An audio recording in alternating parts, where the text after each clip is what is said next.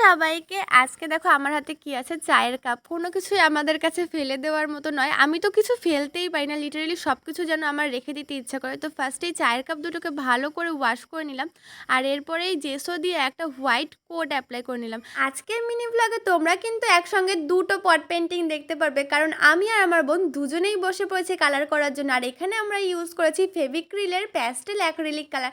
এই কালারগুলো আমি অ্যামাজন থেকে নিয়েছি, আর খুবই অ্যাফোর্ডেবল প্রাইসে 186 টাকা আমি 6টা পেয়েছি।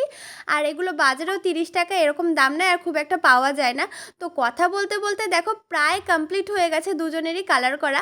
তো আমি পুরোটা রাউন্ড রাউন্ড দিয়েছি, আর বুনু একটু ক্রিম ক্রিম রাউন্ড রাউন্ড দিয়েছে। তো অনেকটা একই ধরতে পারো।